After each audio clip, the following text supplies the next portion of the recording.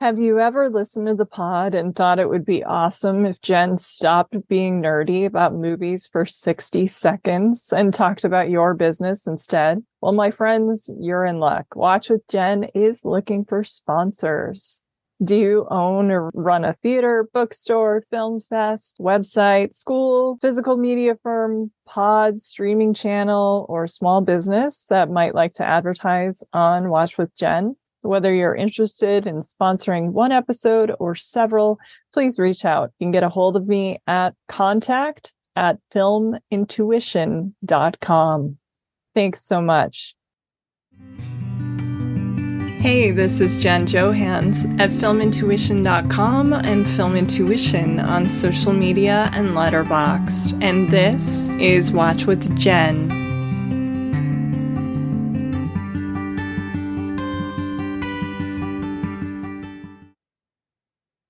We're back from our short spring hiatus this week with a very special conversation featuring my friend and occasional co-host, the wonderful Senior Vice President of The Blacklist, Kate Hagen. And joining us today are two of our favorite women and returning guests in the form of the fabulous writer-director, cinephile, and retired professor, Allison Anders, and her incredibly in-demand music supervisor daughter, Tiffany Anders. Allison, of course, is the great filmmaker behind such contemporary classics as Gas Food Lodging, Me VIDA LOCA, Grace of My Heart, and Things Behind the Sun. And Tiffany Anders is the tastemaker and music supervisor behind Reservation Dogs, Pen 15, and Beef. Passionate about music, especially rock, and its intersection with film, they're here today to tell us all about the upcoming triumphant return of their beloved early LA-based music festival, Don't Knock the Rock, which showcases hard-to-see and overlooked music documentaries and rock classics, and boasts master classes, special guests, discussions with filmmakers, and more. This year's festival is particularly exciting because it has both an in-person component at the American Cinematheque Los Feliz 3, which runs from May 23 to May 27, and a streaming festival hosted by Cineville.com from May 23 to July 31st that everyone can access. Kate and I can't wait to hear more about both of these things. So let's dive in. Ladies, thank you so much for joining us. How are you doing? Great. Wonderful. Great to be here. We're tired. You're tired. Yeah, you guys are working so hard. Everyone needs to follow the Instagram. I love knowing what's going on, the cool videos you guys are posting. Yeah. Tiffany, are you behind the website? Is that your Yes. baby? Yes. Yeah. A lot of work. I kind of, I had to make a website for my music supervision earlier this year. So I had a little bit of knowing how to do it, but it's been a learning process. And yeah, I've been doing a lot of that. All of the promotional stuff and everything I've been on top of doing. Wow. Well, I've been impressed by all of it. I love seeing the photos and the videos, and it kind of made me think, should I fly out? Should I go? Like, I want to see this festival. Yeah. Yay, it's working. You could be here, Jen. You could join us. It's like I was just here a month ago, but need to come back. Yes. I loved going through all the archive of photos on the website from Don't Knock the Rocks past. And even a couple people that at one point I knew Sonic Youth came through, but then I was reminded that Sonic Youth came through. But I don't want to get too ahead of ourselves. Maybe a great place to start is to talk about the first Don't Knock the Rock festival and how it came to be. Well, incredibly, I taught, it was 2003. It was my first year teaching at UC Santa Barbara. And I created a class on rock and roll movies called Don't Knock the Rock. Yeah. And so Tiffany was living in New York and was anxious to come back. She had lived there for a while. I don't know, 10 years? No, 5 years. It felt long. Felt like 10. It felt twice as long. So she was coming back to the West Coast, and I said, hey, I'm thinking of starting this festival. would you do it with me? And you could book the bands, and we could have bands and movies. Now, I've been to a festival like this in England and in Sheffield, and it no longer exists, but it was really great. And they had played some of my music films. And so I loved it so much. I thought, oh, this is fantastic, and they had like a Sheffield rock and roll museum there at the time, which had like, Human League and Pulp, and, so it was great, and then that festival ended, and I was anxious to extend my class because it was so much fun doing it. And so Tiffany jumped in, and that very first year we were at ArcLight, and it was a great location for us. It wasn't a great theater it's hard to say it's not a great theater because it was a fantastic theater, but it wasn't so great for us. But we didn't know that yet. Yeah. We also shot really high. Well, you got to aim high, right? I mean, I look at the stuff when I was doing the archive page. I was like, oh my God, we really went for it. I mean, there were team band contests. There were Dusty Springfield lookalike contests. Oh, fun.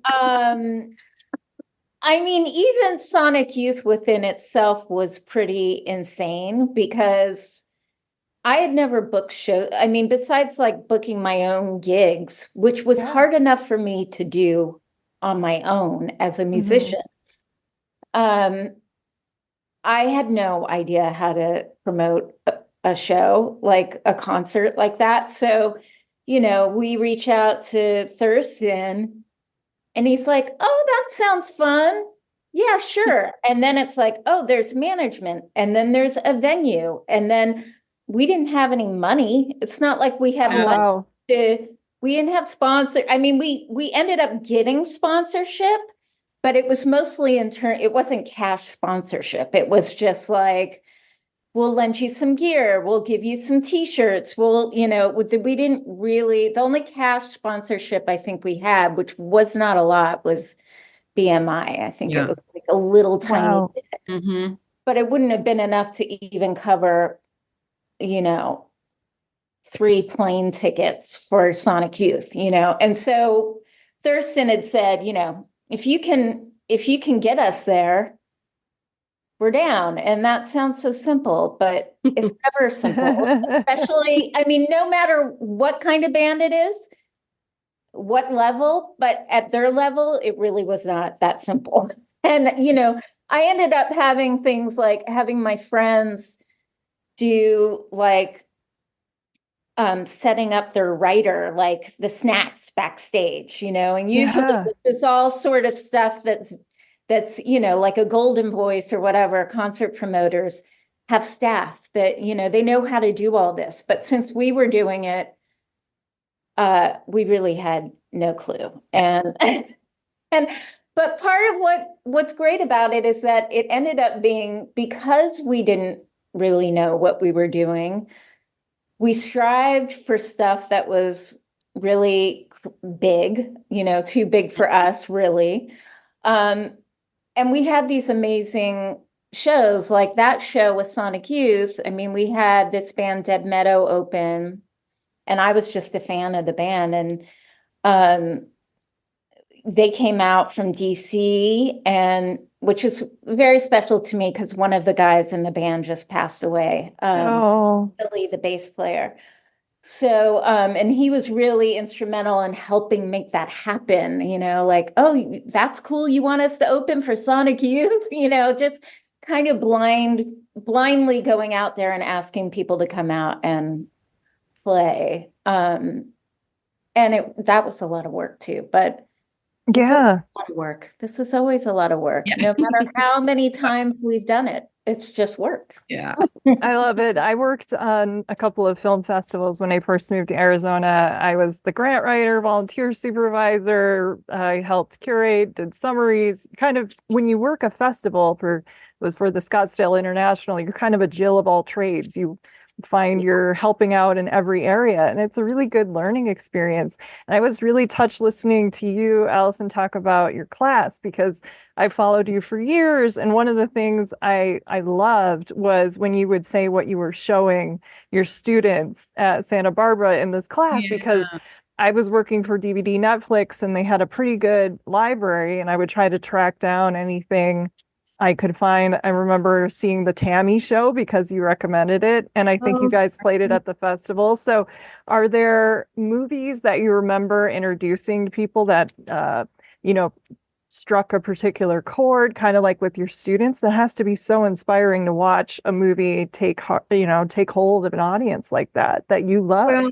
yeah, it's funny because the Tammy show was interesting because it had been one of my favorites since, well, I didn't see it when it came out because it barely came out. So almost nobody saw it when it came out, but it played late nights on local TV networks. And so I discovered it in the 70s on TV. And so I was obsessed with this movie, as many of my friends were. And so the very first year, I was like, we got to get the Tammy show. So we got Quentin's print. Quentin Tarantino had a print. Oh, wow. His print. And I had searched forever. I can find anybody. I could not find this filmmaker. And I get an email that said from, I didn't know who from, and he said, I see that you're playing the Tammy show and I wonder if I could come. I directed it. And I was like, oh, God. He said, can you come?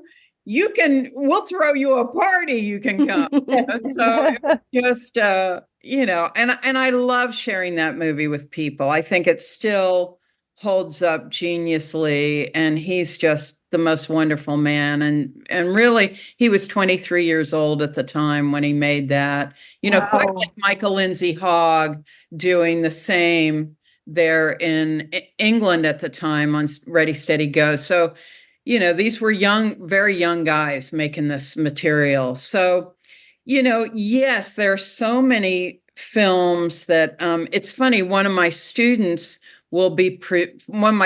students will be presenting a film this year. Oh, wow. She and my former assistant both discovered and restored and rescued and made possible to the world. So Maya Smuckler, my former assistant, and KJ Reith, who now is at the Academy. So one's at the UCLA Film Archive and one's at the Academy. And that film is the Plastic Dome of Norma Jean, made by a woman filmmaker in the 60s. And Maya discovered the film, and then she and KJ rescued it and, found the film and made it possible for people. So she was one of my students in the Don't Knock the Rock class, which is kind of great. That's so cool. Full circle. Totally. That is a hot ticket for me. That movie is not easy to see. So LA, please go check out Plastic Dome of Norma Jean if you're around. I think it's played TCM like one time ever, and then the print, and that's about it, folks. That's right. And it's Sam Watterson. How much do we miss him from Law and Order? He's gone now, but he's playing a drummer in a garage band in this movie. So, he's cute as hell. Oh. Yeah, a lot of cute boys in the movie for sure. Yeah. And Norma Jean herself. But yeah, Tiffany, there's loads of films, that Tiffany could talk about too, that, that Tiffany also, look, after the first year, we were both curating the movies. She wasn't just working on the music anymore because we just started to understand what we were putting out there for people and who the audience was. But she introduced me to tons of stuff. She still does. I'll be like, I don't know who Felt is, or, I don't know that band. how did I miss that? But she'll introduce me to stuff I don't know about, and then I'll sometimes really make it tedious for her with stuff that I still really, really love. I wanted to ask specifically, Tiffany, about the Dory Previn documentary. I know she's been a personal hero of yours, and I believe you started a blog inspired by her. Am I remembering that correctly? Yeah, I did. I mean, it's funny, you know, I worked at Amoeba Records, Amoeba Music, and I heard somebody was playing this one of her songs over in the store. And I just was like, restocking things, and I was like, what is this? Oh my God, this song is so hilarious and so good. Yeah. And so I went up to the info desk where they would put what they were playing in the store up there. And I was like, it was a compilation that Steve Mackey from Pulp and Jarvis Cocker had put together of just like songs that they liked. And then I just started digging into her records, you know, and like looking for her records. And so it kind of inspired this idea that I wanted to do kind of outsider female musicians of that time period. And because Dory Previn is so unique, and especially for that time, in the way that she approached music and songwriting, and, you know, in this very confessional, dark humor sort of way, you know, it inspired a lot in me, you know. And I did write a blog. I had a blog for a little while that kind of featured these outsider female artists. And then I ended up interviewing Jarvis Cocker on Dory Previn, which was really amazing. And then he gave me some interviews with her from the BBC. Like, he sent me like recordings of interviews with her. So then I approached Shindig magazine and I said, hey, I want to write this thing about Dory Previn. Can I do it? I had these really amazing interviews, and I interviewed Jarvis Cocker about her, and they were like, sure. So I wrote an article on her. The filmmakers of the Dory Previn documentary are also as obsessed as I am, particularly Julia Greenberg, who like had this whole, she would do Dory Previn songs. She had a whole Dory Previn night in New York, and she met Dory Previn before she died. So she's a mega fan, and they knew that I was a mega fan, and they reached out to me to help with clearing the music for the film, which I, you know, agreed to happily do for them. And the documentary is kind of mind-blowingly fantastic because there's surprisingly so much footage of her, and she's such a good interview because she's so intelligent and so unique and has so much insight, and her interviews that exist, you know, on camera are just phenomenal. So they really did a great job of making that documentary about one of my heroes. Yeah, and their style, and, you know, I don't think I ever understood, because we think of Dory Previn, we think of that, you know, white afro, you know, and the whole, the glasses and everything. But she was like, you know, quite stylish. I mean, that's stylish too, like no other at the time. Oh, yes, very. And I think that maybe even Julie Christie took a few for look. But at that time, but she also in the 60s, she was just so chic and glamorous, you know, in those early days with Andre Previn, and even a little bit before that, you know. So she's interesting for us too, because this festival has, our in-person in particular is very LA centric, this year. And it just kind of worked out like that, but we're happy about it because we're still a very LA history fanatics. And so, you know, Dory really made her work here for the most part, even though she wasn't from here. She came out and, you know, worked for the studios, and then her, you know, 70s singer-songwriter career was here as well. Yeah. Tiffany, on Mother's Day, you put up a really cool old photo of your mom listening to Goat's Head Soup. And Allison, we know that your dog is named Charlie Watts. And I know you guys share this passion for music, and I love that. Kate and I are both close to our moms. And so I was just wondering, your history together, was Rolling Stones like a first bond? Like, you know, what musical bands, what memories do you have that maybe you wanted to reach back and like, oh, we loved this when you were young, Tiffany, so let's put it in the festival, anything like that? Well, you know, my mom was constantly playing music when I was a kid. I mean, her biggest love is the Beatles. Yes. Oh, we need to ask about that. And yes. I might be more Stones than Beatles. So I would say we so. diverged there a little bit. This is your biggest feud as mother and daughter, Stones or Beatles. Exactly. But yeah, I mean, I think, you know, she was listening to a lot of X when I was a kid, a lot of LA punk bands. Yeah. That's so cool. When she was playing X records, I think I was really just so taken by X scene, which I still am.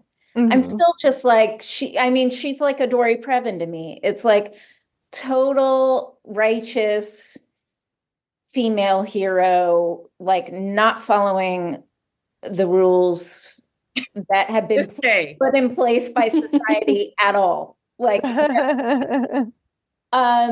so I really liked her. I just immediately was taken with her when I was a kid, when you were playing those records, Mom, and seeing her. That was the first thing I thought of was X, and you coming to love Xene so much. I just loved X. I mean, it makes sense too, because I loved Pippi Longstocking. So I know, I did too. My gosh, there's a trend. I liked these kind of women that were just like, fuck you. Yeah. So I'd say that was the first thing. And then we like, you know, I went through a big Red Cross phase, and my mom had been friends with them and then started working with them. And then Dinosaur Jr. Yes. That was kind of our first kind of almost collaboration on something, because I love that story so much. Calling.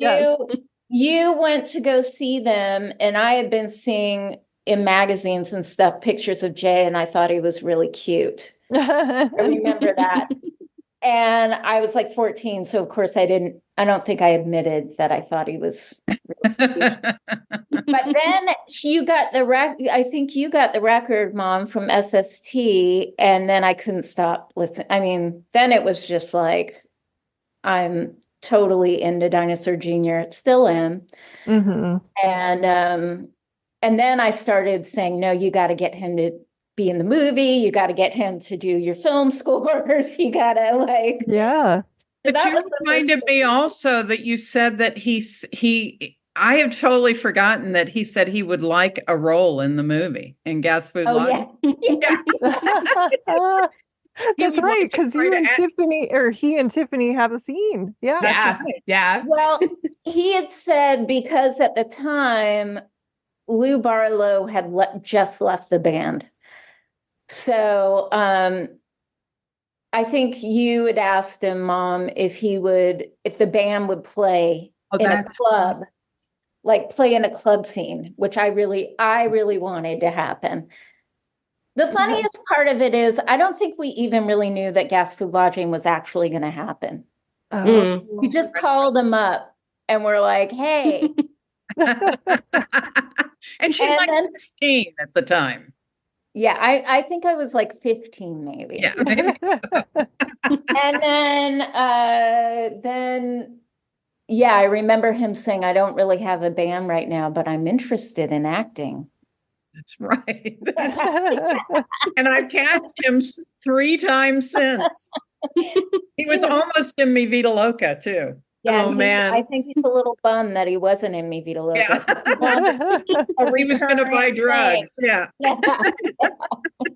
How full circle that you guys are all still friends. And then to the Red Cross conversation, the fact that you guys get to host the premiere of the Red Cross documentary, which I'm sure is extremely meaningful as people who loved LA and love the punk scene here particularly. Yeah, it's great that LA is so featured, in Red Cross and a very specific part of Hollywood, of LA, being Hawthorne, so and South Bay and all of that area, that people don't think about much. And so that's fascinating in that documentary. And also Swamp Dogg gets his pool painted, even though he's not from LA. He's getting his pool painted in the valley. So, it's really great. He's here now. Yeah. So he's here. He's LA. And all roads lead back to the valley, I feel like eventually. Oh my God. Yeah. It's a great thing about the Swamp Dogg movie too, is that, LA forgets because it can be so isolating and everything is so sprawling, and you forget that all these amazing creative people just are living right under your nose right here, So with Swamp Dogg, it's like he has this incredible story, incredible history, and there he is just living in the valley, like this little gold mine of like talent and history and, just all this stuff that we take for granted when we're from LA, or if we live in LA, that these people all, that so many creative people come out here and live here, Yeah, absolutely. Yeah. And this year's lineup has so many great female filmmakers featured. I was wondering if you guys wanted to talk about that and some of the films and directors that you're having this year. Yeah, I actually think we have more female directors this year than men. We might. Wow.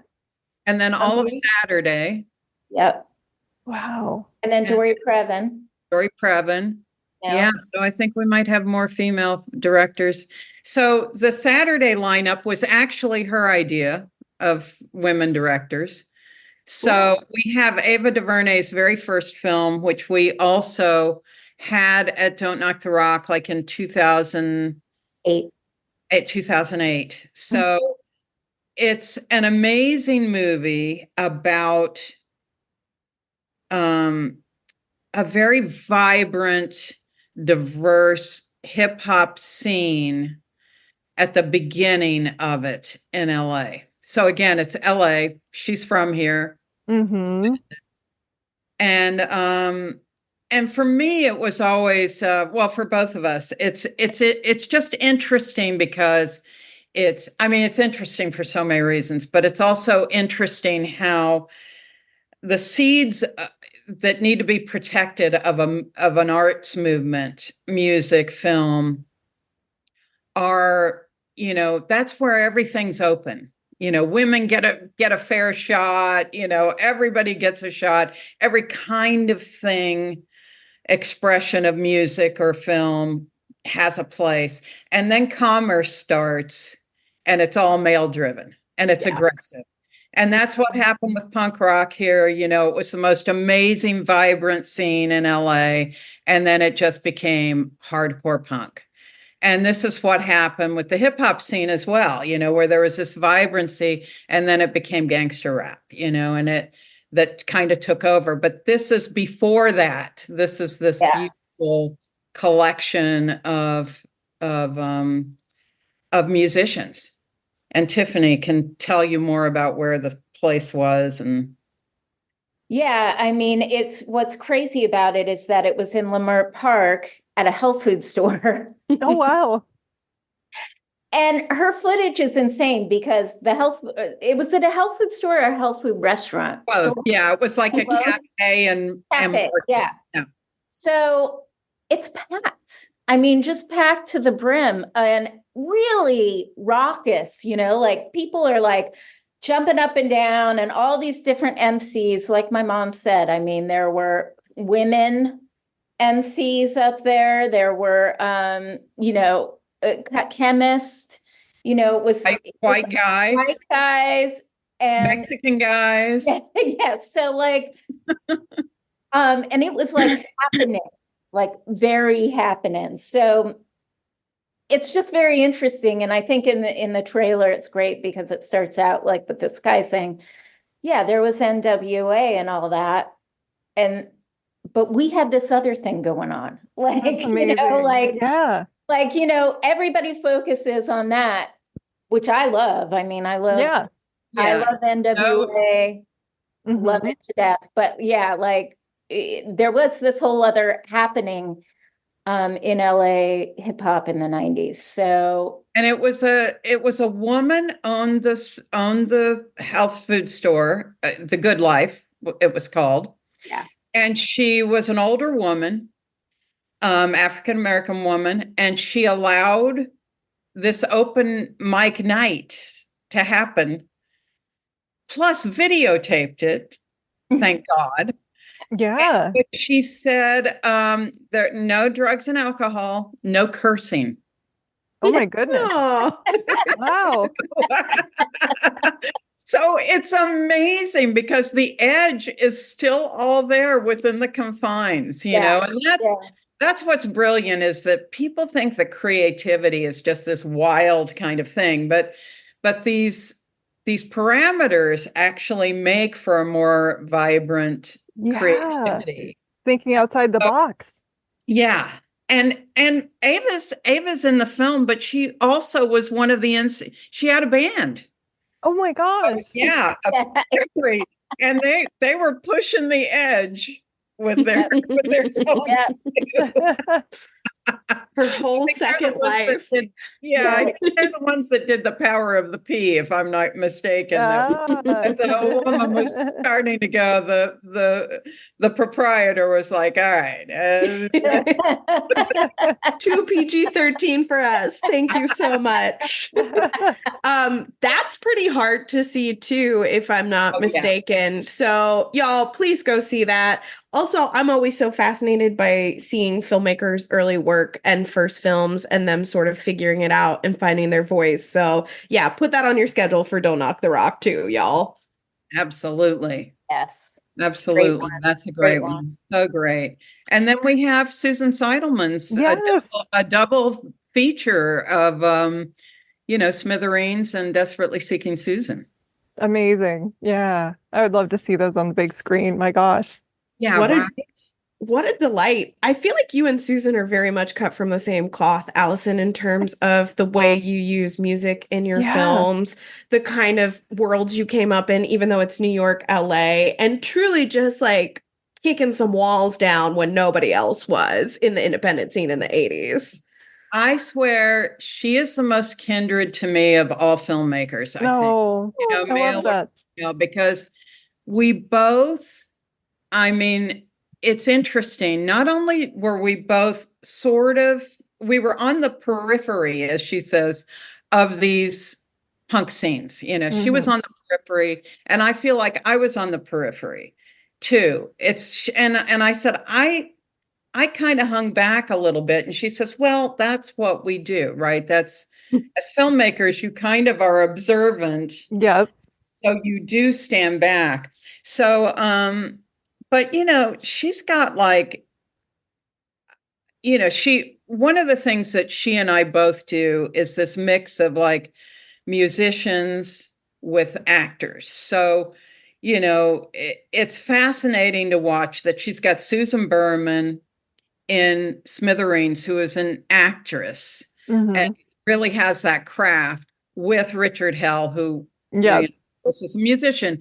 And then she does it again in Desperately Seeking Susan with Rosanna, who, while she was new, Rosanna was fairly new at the time, she still had her craft down. And Oh yeah.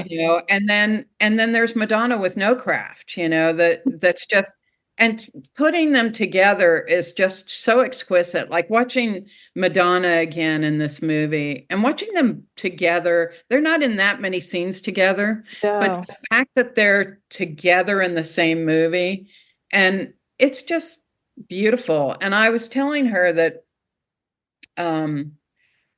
I watched Rosanna. She says, what I like is that the musicians come with a persona. And I go, this is it. They're performers. They come with a persona.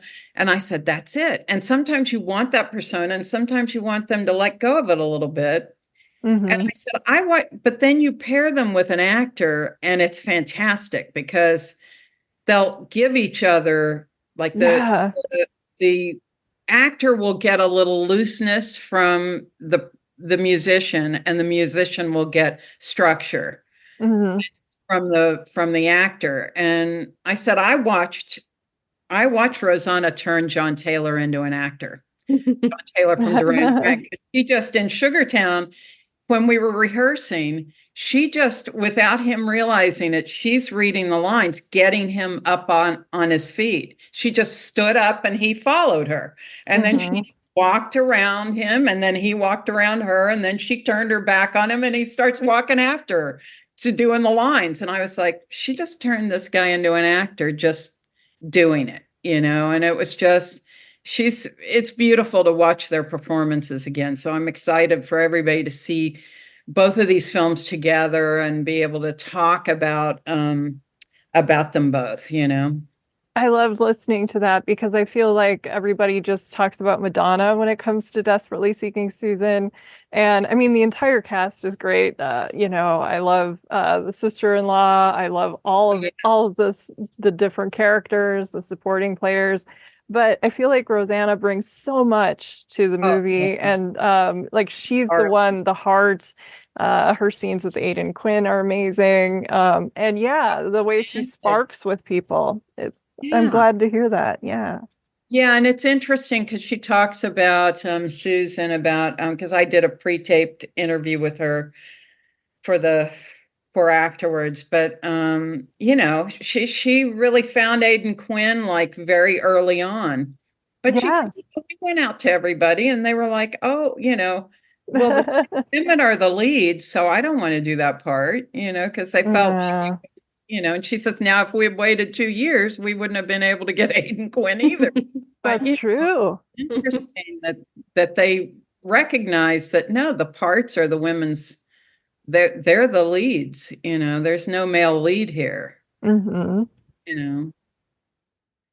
there's great Tiffany too. When you see it again, it's so amazing because she had Lust for Life before anybody. Oh my God. Iggy Pop song, so before anybody had that, and she's got some great, but she also uses music ironically and for the character. Like she has Rosanna and her lifestyle, like, like a party at her house that, and Carly Simon's You Belong to Me is playing. Speaking of some really incredible needle drops, Tiffany, I messaged this to you on Instagram, but you ruined my life at many opportunities last season of Reservation Dogs. Some of those needle drops were like a missile directly to my heart, particularly the George Jones version of Let the Circle Be Unbroken. And I just wanted, first of all, to congratulate you on a couple of magnificent years of music supervisions, whether it's Reservation Dogs, Beef, Pen 15, The Other Black Girl, like Judy been crushing it, and like, let us say so. But I'm wondering, when you're watching a movie as a music supervisor, even something like Desperately Seeking Susan that you've seen before, like, how does that start to get the gears turning in terms of, current projects you're working on? Do you have like a mental file of like, oh, I love that, I'm going to use that for something later too? Yeah, I mean, that definitely happens. I definitely make the mental files of what I want to use. constantly, because when I'm on something, I mean, even driving in the car and stuff, I'm like, oh, wait, I'll Shazam it so that I have it, so that I remember to add it, you know. But yeah, with the festival, it's very interesting because a lot of the stuff that we like to book or curate is outsider kind of things. So it definitely helps put it on the radar for me for something somewhere, that I might want to use.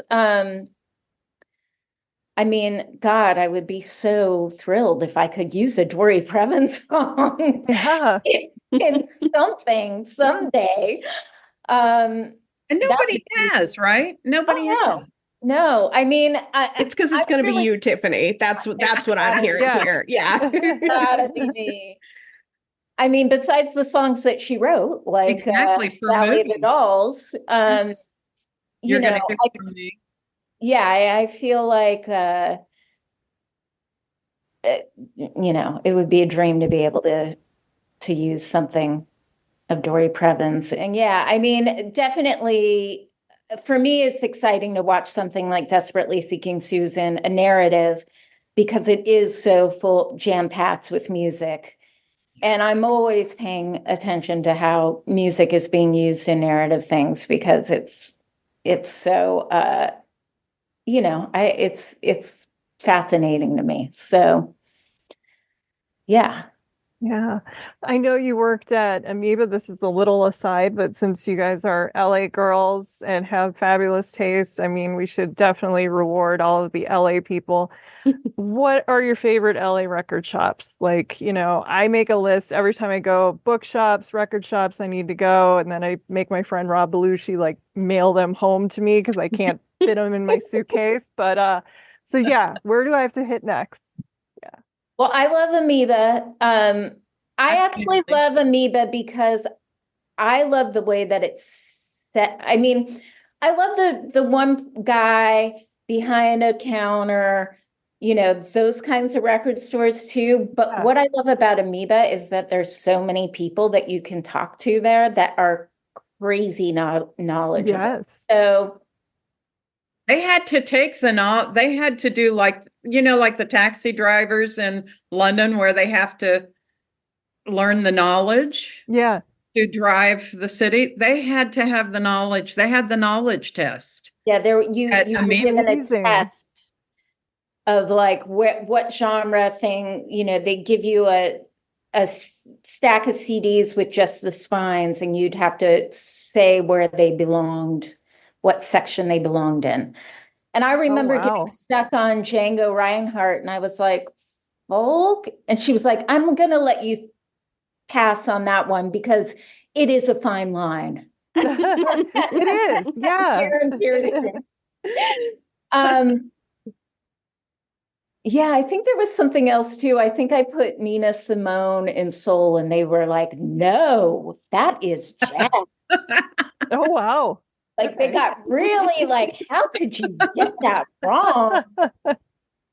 But I like going there because it is a lot of people who have knowledge and they can recommend stuff, and it's funny because even doing my job, I'll be on Spotify if I need to find some 90s singer songwriter, and I'm on Spotify.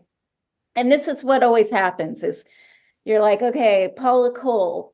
And then they'll go, you look in the similar artists. Yes. And then you get trapped. I start to feel trapped. And then I'm like, okay, now Natalie Merchant. Okay, now and I'm like, this isn't correct. Like, this isn't really telling me what I'm really looking for. And really, I just need to go to a record store and browse and talk to people about, what they are, what they think, if they have a suggestion or, stuff like that. So I do like Amoeba for that, but I love Gimme Gimme Records in Highland Park too. I love Permanent Records just because they have shows there and a bar, and they've combined all things into one, which is kind of amazing. So Very Right. cool. those two are good ones. I like Yeah. Freak Beat Out in the Valley. Okay. And I really loved Rhino when it was in Claremont. I would go down there now and then with my granddaughter, but they've moved now to Montclair. So Claremont Okay. and Montclair, they're both right next to each other. That's funny. But and it's still great. It's just it was so nice when it was there in the village there in Claremont. But I like that too. Although, to have that kind of personal attention, I think it's kind of rare now, like That's in true. Yeah, MIPA, they really have the customer service thing locked down. Yeah. And really amazing, knowledgeable, great, eccentric people who work there, In the background of both Allison and Tiffany's Zooms, there are massive cubes of vinyl that you guys Yes. cannot see, but they are indeed the experts we were looking for. Do y'all have like a single holy grail record that you're still searching for after all these years Ooh. that's been a little bit unattainable? That's Good not question. yeah. Mom, you go. Well, I would love to have the bootleg that I bought when I was 15 in Nevada of Beatles. It was a Beatles bootleg, and it was all live recordings. And I didn't appreciate it at the time because it was just girls screaming and them trying to play at a stadium or whatever. And it was just like a black album cover with some fuzzy black and white pictures of them. So I'd love to find that again, although I'm sure everything has already been archived and processed, but it would be nice to have that. Yeah. And I did search for years for this song that I recommended on the TCM social media. I recommended this movie, Penelope, which played earlier this month. I love that movie. Yeah. Yeah, so good. And so Natalie Wood sings that song, The Sun is Great. And I finally found the 45 at a yard sale when we lived at UCLA student housing. And I couldn't believe it because I looked forever for it. And then later, Tiffany, working at her first record store when she was 14, Rockaway Records, she found me the album of Gail Garnett singing that song. So I already do have all of that now. And I have Natalie Wood singing it too. But I think that one Beatles would be great for me. Gosh, I don't know. I feel like there's so many. Yeah. But I also just am so on top of purchasing things that I want immediately. Before it goes away. Yeah. Or before Yeah, like I'll go on Discogs and look for stuff that I want. So I don't know if there's anything still outstanding. Okay.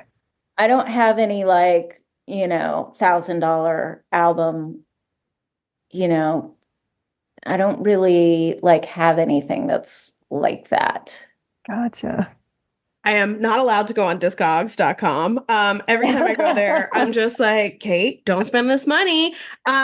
One of mine is the Japanese pressing of the Valley Girl soundtrack because it's more complete than any of the US editions. Oh, wow. Yeah, but it's like, I think the last time I looked, it was like $400. So I was like, okay, gosh. well, I do love that we all have just massive stacks of physical media behind us. Yeah. So true. Incredibly important. And I mean, physical media, but also this year you guys have a streaming component to the festival. So what can you tell us about that? It's with Cineville. Yeah, Cineville had come to us about curating a streaming festival for their site. And my mother had worked with Carl. He was the producer on her films Gas Food Lodging, Mi Vida Loca. And we'd always kind of wanted to do something like this. We just didn't know how to do it.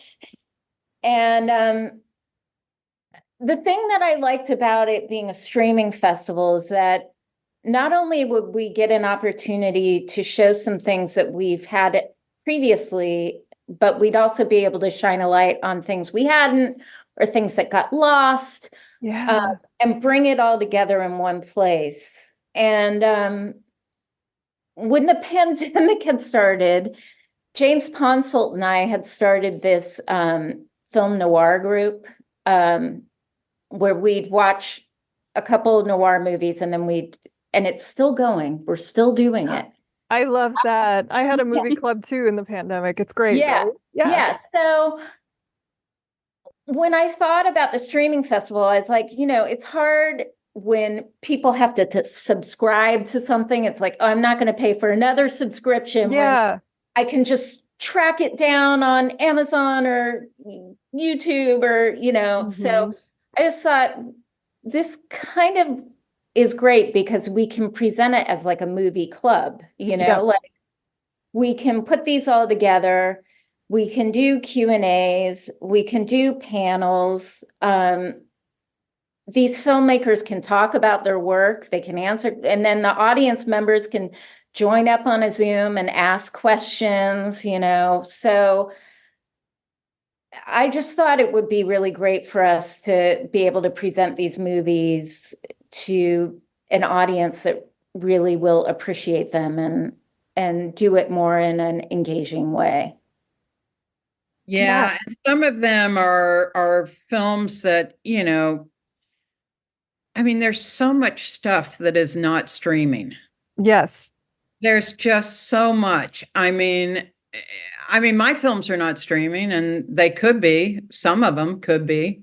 But, you can buy them, you can rent them on Amazon, Gas, Food, Lodging, or Grace of My Heart, but you can't. But they're not streaming anywhere. They're not on Netflix or anywhere like that. So I don't. So things and those have. Those have people in them that are actors of note. Yes. But if you've got some outsider musician, and it's not it's, chances are good you're not going to find this film. Maybe you're going to find it on a DVD or something, but chances are pretty good you're not going to find it anywhere else. So, so we're thrilled about that because there's a lot of these that are not, they're just not readily accessible. And then we have some by, like we contacted Oscilloscope. We were looking for one film, and then we ended up getting 6. It was a long process, I must say. It took us a while. But we did get a whole collection of films, and they were down for it from the beginning, but they were, and then we were like, okay. And then it's kind of like once you do the first deal, then you can do the rest of them very easily. But we did that, and we're really excited about those movies. And Factory 25, we also have movies from them, and we have movies from Magnolia and a couple other places, but we're happy about those places that care so much about particular kinds of music films, so that's, we can shine a light on them too, which is nice because, they do such a good job with these movies, and they're picking up things that are not necessarily going to be huge hits for, they're not going to be for the masses, they're going to be for people that where they need to be curated, they're going to be for people who care about this kind of thing. Yeah. think I remember you guys telling me that you screened an MC5 doc that then like kind of fell into obscurity. And Oh, yeah. I'm sure too that there have been other films throughout the run of the festival. It's like, well, folks, I hope you saw it and don't knock the rock because it really hasn't come back around since Music Licensing yes. has hamstrung so many things. It makes me so sad. Like, just clear the rights, guys, please. Yeah. Well, the Yeah. MC5 was particularly upsetting because that was our first opener of our first festival. Yeah, was that first film. year. And Yeah. we tracked it down and we, convinced the filmmakers and they came to LA and it was the most marvelous documentary. It really was. It was so spectacular and so fun and so vibrant. And it just sucks what ended up that it still is not seen the way that we saw it. So there were a number of those. After a while, after that year, people were definitely saying that. Like, I better go to Don't Knock the Rock because I might not be able to see this ever again. Because nobody else was showing these movies. Yeah. And I have to say that over the years, we've seen people try to do what we do. I'm not bragging, but I guess I am kind of. As well you should. As well you should. Because they just think, oh, we'll just throw a bunch of music films in there. At big festivals, they'll try to do this, and then they just don't, they don't have a context for what they're showing, or they don't know the audience or, Yeah. So I do feel pleased about that. I like also that you guys have those panels and master classes. So is there anything this year you want to talk about that you have lined up for that? Well, we're going to do one on music supervision. So Very that cool. will definitely be one. And then we're probably going to do a master class on making a music documentary. So we'll have filmmaker documentarians, music documentarians talk about that. I know from being a music supervisor and then also helping out on some of these music documentaries where there's music clearance involved, it's a whole thing that I think most filmmakers don't really, we've seen it over and over again at our festival where these filmmakers aren't quite aware of what goes in the cost and what goes into clearing music. So I think that's something that is going to be really interesting and useful to people that want to make these movies, and I'm really hoping that we're going to have a Grace of My Heart music panel. Oh my God. Oh my God, that would be wonderful. The making of the music for Grace of My Heart. My favorite. Something that I've always wanted to do because I wrote a song for the film and I remember the whole experience of recording the song, which was so fun. Which and one was so yours? incredible. Absence Makes the Heart Grow Fonder. Oh, okay. Yes. That's her and Boyd Rice, and and they recorded in Studio A at Capitol Records, and the whole making is just it was kind of unlike anything else because at the time that it happened, I think it happened before people started really making songs for movies before they even shot them, right? Weren't we doing exactly. Before you shot? Yeah, I had to do everything before we shot. Wow. Yeah. And also, what was amazing, like this is the typical thing that would happen is that Tiffany and Boyd are in the recording studio and they're studio musicians that Larry Klein, the producer, has brought in, the music producer. And I don't know who these people are. This is before the Wrecking Crew documentary. Nobody knew who these people were. And there's this guy standing there with a stand-up bass. And so, Tiffany and Boyd and I are talking about, this like a Lee Hazelwood, Nancy Sinatra type song. And the bass player starts doing the running bass line for "These Boots Are Made for Walking." And we realized, Oh my gosh. oh my God, that's the guy who did all the Lee and Nancy and Lee songs that Larry doesn't even mention. Oh yeah, this is Chuck Berghoff Like, do you guys know this? here. Yeah. Like same thing happened with Can you Jay take it? Yeah. Mascis, where This was good. where the he loved having these studio musicians. He just loved it. He thought it was hilarious. He had these backup singers that he loved having in there, guys and girls, and he loved having that. But he also had a theremin player, and the theremin player was very proud of the fact that he had done the theme song to My Favorite Martian. Okay. Was that the name of the show? Yeah, right? Yeah. Yeah. And so he was very excited that he did that theme song and then, but then when they started to play the song, he's feeling a Beach Boys vibe. And he goes, "Oh, is this supposed to sound like the Beach Boys?" He says, "I did a song with them. I'm good, like vibration." Oh my God. I'm a huge Beach Boys person. Yeah.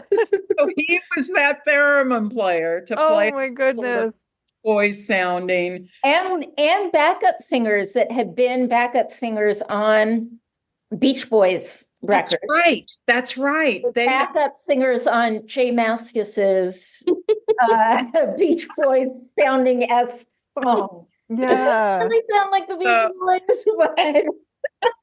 So yeah, even if we don't get the film to stream, I think we got to do that master class. Yeah. That's amazing. Yeah, we're trying to get the movie right now so we can have it on the streamer, but we got to do the master class. Yeah, we got to do it. Absolutely. You guys always have the best stories. You're always like, "Oh, by the way, when I ended up with my 45 from Jackie Onassis, no problem." Yeah. Oh, no, that's why I love talking to you guys. You're always like, you have so many cool constellation points, both in movies and music. And I feel like many people have one or the other, but you guys get to straddle both worlds in such a cool way. Yes. And there's something coming up with Mi Vida Loca, another screening of it. Is it in June? Yeah. So it's the 30th anniversary. LA Conservancy is host every year their last remaining seats. So that's going to be amazing, because that's going to be, it's at one of the old, movie palaces downtown. And yeah, it's going to be great, and a lot of the cast will be there and just some fun. There'll be lowriders down the boulevard. And that's June 15th at LA Conservancy. People can buy tickets. There's still a few left, not many, but there's still some. And then there's just some fun people, like people will be there that are like, some of the actors from Mayans, the TV show. Cool. And so that in particular, the Chicano community is going to have a field day. You directed some Mayans, right? I did. Yeah. I did all of those. Yeah. Very cool. Yeah. I will see you guys there. I'm looking forward to it. Can't wait to weep in public to Mi Vida Loca. Love it. Yeah. That's going to be fun. Yes. And Tiffany, what do you have going on? What are you working on? You always have so much going on. I'm working on a series right now. I don't think I can say anything. Oh, no problem. I don't want to get you in trouble. Yeah, I've got a series that I'm very excited to be working on. Okay. It's really fun. But I'm hoping that I get some other stuff rolling in. It's been a little rough after the strikes. Yeah. It's such a strange time. I feel like especially TV has been so hard hit, like getting all of those machines gearing back up and then seeing what's going to happen with IATSE this summer. I keep hearing the mantra survive till 25 for industry friends. I'm like, yeah, but people have rent to pay and they need to eat. Also, there's got to be a better way, folks. Yeah. It's crazy. It benefits, it benefits the workers, but nothing benefits the greed at the top. Like No. I see it happen every time. Yep. Yeah. Strikes just help them not spend a dime, on content, and they figure out how to do it. And now we've got AI, so they can really figure out How to play the game. Yep. No, thank you is what I would I'm like not to say to that. anti-strike. I'm not anti-strike, but you got to be careful. You got to be careful. I mean, you get your gains, but they're going to win too. They're always going to win. That was always my sort of attitude last summer, was like, yes, let's get the fair and equitable deal. But unfortunately, I know that the studios are going to be so punitive on the other side of this because they've been so embarrassed. And it's just so frustrating to see all the working people in the industry who become caught in that crossfire, when in fact, we could just be making good stuff all the time and employ some people. Radical concept. Yeah. I know. We should end on one high point after the strike talk. So, ladies, favorite music docs or rock movies? You have like one or two recommendations you want to shout out?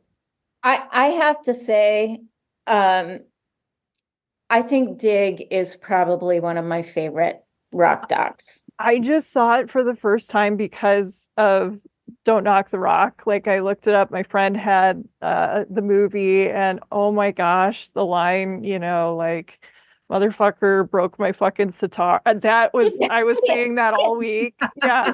It was just so much fun. Yes. So it's really good. Yeah. It's a really good one. Yeah. So for me, I think that's one of my favorite rock docs. I think she managed to capture something very interesting because, I was on the periphery of, I just moved back to LA, so I kind of knew those Brian Jonestown Massacre guys. Okay. But I didn't I wasn't that involved in their scene, and I didn't really care. I mean, I know some of those characters in the movie, but she just managed to tell a story that is so phenomenally insightful into the rock and roll world. And it's just funny that it's when I watch it, I'm like, I can't believe that was under my nose and I wasn't paying attention.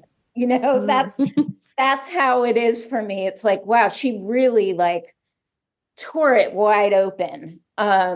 So I really love that documentary. It's one of my favorite rock documentaries. And the one that we're showing is the one that was shown at Sundance. So it's the anniversary, and it's got more footage. It's got other additional footage and stuff like that. So that'll be cool. And, I mean, one of my favorites that we're showing, or just in general? Just in general. Either way, yeah. Well, in general, I mean, you don't beat a hard day's night. I mean, that should be the holy grail for everybody. Yeah. It's really spectacular. Although I have to say that recently we saw Let It Be, which of course now, but we saw it at the El Capitan, and I had seen Let It Be when it came out, and I saw, of course, Get Back. So this is all Mike Lindsay Hogg's footage, everything, that he directed, and including Get Back, because Peter Jackson took what he had done and then presented it. Mm-hmm. And then he remastered with Michael Let It Be Now. And if having seen Let It Be when it came out in 1970, then seeing Get Back the last couple of years, and then seeing Let It Be Now, it was very heart-wrenching. Oh. It's like a different movie, even though it's just remastered. It's the same movie, but it really strikes a chord. And we can't have that movie right now. So Okay. hopefully we can have Michael Lindsay Hogg Yeah. about other movies. But it's really wonderful. And I would suggest, I mean, you can't go back and see Let It Be in 1970, but if you watch Get Back and then you watch Let It Be, you'll be very touched, I think. We were all surprised how moved we were by it. You know, we got a little choked up, and Tiffany was already Beatlesed out. Oh. She got choked up too. I did. Oh, wow. I did. It's so moving. Watching Get Back, the stuff that really got me was not like, oh yeah, McCartney is like writing a masterful, beloved Beatles song. It's like all the little moments, like John and Yoko dancing while George is just like fucking around and playing I'm Mine. Yeah. And I found myself going, wow, I guess back in the 60s, you knew how to dance like that. Like you knew how to ballroom dance, or you still knew how to do that. You learned that from your mother or whatever, your aunts. And then, but that they both knew how to dance like that. I was like, who was dancing like that when I grew up? We were doing the twist or whatever. The shing-a-ling.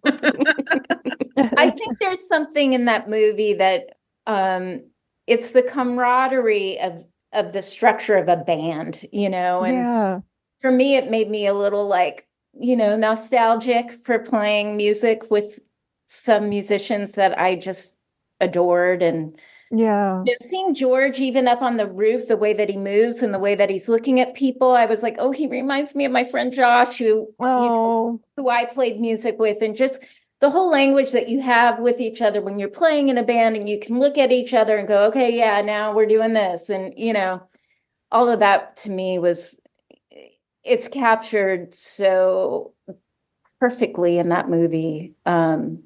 Just the kind of relationship that you have in a band. The opposite of that being dig. Yes. The other side. The other side of being a band. Yeah. Yes. We are. Look at the sweet Rosie, Let It Be, and then you can look at dig and see both sides. Yes. All aspects of being in a band. Yeah. Sometimes you're in harmony and you're not, but you ladies are always in harmony. And we just really appreciate you talking to us about your projects, and you're coming back. You're going to pick another topic anytime. Kate and I are ready. So thank you so much. We might be calling on you for the streamer. Heck good. Yeah, we're around. I also want to thank everyone for listening, especially my patrons who support the show and help fund my research, equipment, film rentals, RSS fees, and more for as little as $1 per month at the Film Intuition Patreon, which is the home base for the show. Other ways you can support the podcast are by sharing, reviewing, and subscribing to Watch with Jen wherever you get your podcasts, and also checking out the cool merch store hosted and created by our talented logo designer, Kate Gabrielle. You can find the merchandise store, including shirts, tote bags, stickers, and more by visiting filmintuition.com and clicking on the shop link. The show's theme music is Solo Acoustic Guitar by Jason Shaw and is available in the free music archive. You can also reach me or interact with Watch with Jen anytime on Twitter, either at Film Intuition or our Watch with Jen account as well. Well, until next time, please take care and happy movie watching. This is Jen Johans at filmintuition.com and Film Intuition on social media and Letterboxd. And this is Watch with Jen.